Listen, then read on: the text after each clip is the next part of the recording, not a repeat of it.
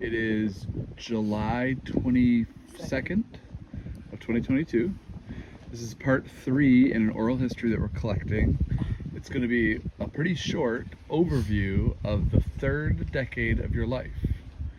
So I want you to sort of think about, so the third decade of your life starts when you're 20 and goes until you're 30. So kind of talk about like where you were, profound memories, accomplishments, struggles, adjustments, changes, main characters. It's all you. All right. Well, Speak up. In the beginning of the 20s, Sorry. we would have been in college, which means we drove typically straight through to South Carolina and usually had a car full of fellow students from the UP. And at least I know we had shipped most of our stuff in big trunks, I think by Greyhound. We sent them. And because there was no room in the car because it was full of people. And as I recall, it was about a 24-hour straight-through drive. That would have been before interstates connected everything. And so often we were doing what are called switchback roads through the mountains, which was beautiful if we were there during the day. I don't remember a lot about the trips, except coming back and getting in one of the few accidents that I've been in, which no one was injured, thankfully. We were driving down from the mountains, I think, and getting into more flat country, and it was night. It was just, well, kind of, it was dead night or maybe moving towards night, but it was raining, and we came over a hill, and it was a straightaway. And I don't remember the details well enough, but a car was stopped in front of us, and we were unable to stop. I was unable to stop in time. There was a huge drop-off on the side of the road, so that was suicide to go off. So I had no choice but to try to stop and then hit the back of the car. As I recall, his car was fine. The other party's car was fine, no significant damage. But the radiator was punctured on ours. And so while there wasn't a huge amount of visible damage, the car was undrivable.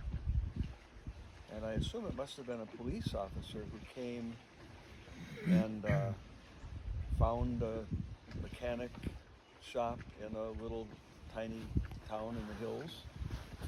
And somehow we got transported in, and the guy went to work in our car, and I think we just stayed up until it was ready. Is that right, Gloria? And then finished our trip home. There's one story. Good.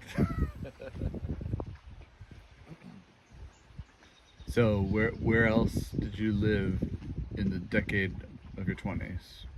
After you were done with college, maybe? Well, at the end of our junior year, we got married. So my parents, in the meantime, had moved from most of my childhood home on Kimball Street in the Sioux.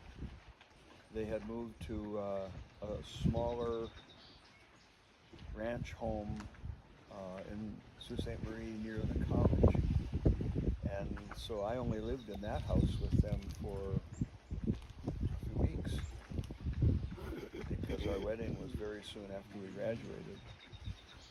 And that was at Calvary Baptist Church in the Sioux. Lots of relatives there. I was, of course, very much in love with my bride, but I was also very stupid. Didn't know much of anything. Probably thought I did, but I didn't. But we honeymooned. After the wedding, evening wedding, which was late in the evening because Gloria's aunt said they couldn't come early because of the cows on the farm. A decision she regrets for having listened to that. But anyway, after the wedding and reception, we drove across the International Bridge into Canada and spent our first night together. together there in a motel.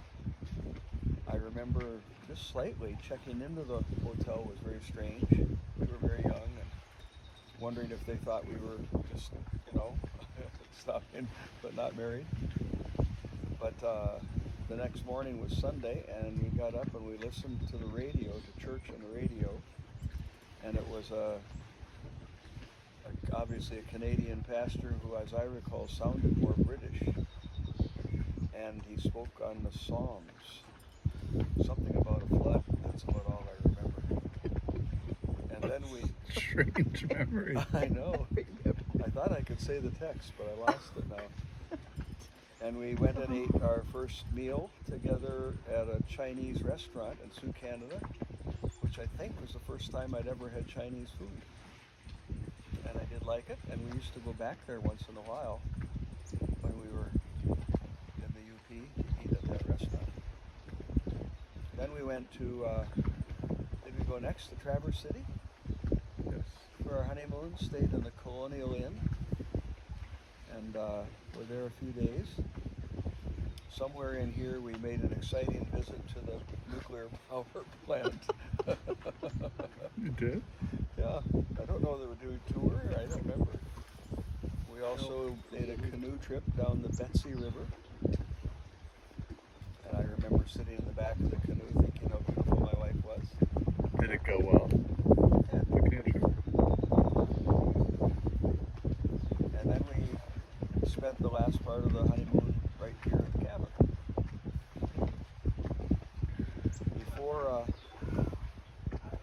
During the summer, we had to decide where we were going next. And I had an offer to work on a master's degree and do a grad assistant program It's okay, you can correct it later. in Greek. But I also was accepted at Grace Seminary, where my brother was a student. And I just was really struggling with the decision, but we ended up going to Grace Seminary, and I'm eternally grateful for that. That was the right decision and helped to move us away from a philosophy and all that probably wasn't very healthy. No, not just probably, it wasn't very healthy. All right, so did you go ahead and finish seminary in your 20s? Yes. Like you're... And during that time, we lived in Winona Lake, Indiana. Started out renting a big house, and with Gloria's ideas and skills, we painted and such. And then the landlord who lived next door decided he wanted that house because of how it looked. So we moved next door, and then when my brother graduated, we still had 2 years left.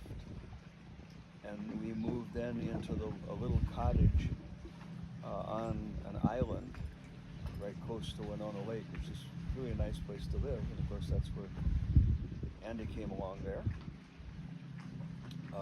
I was a youth pastor part-time up the road in Elkhart, Indiana.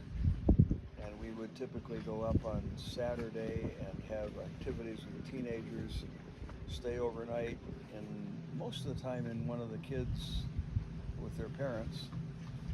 And that was probably a very good experience in some ways, but when we had a baby, it was a lot more complicated. We ended up then buying an old used travel trailer, it looked like a huge tin box going down the road, and we named it Gunga Din. Unfortunately, I'm going to run out of battery here in a second. I wonder if you could talk about like some of the feelings of that part of your life. What were some of the ways that you felt about the world, or as you talk about it, what kind of memories do you feel? Well, probably talking about feelings has not been my strongest suit for much of my life. Kind of a matter-of-fact person, and it was a very exciting time of life, I think.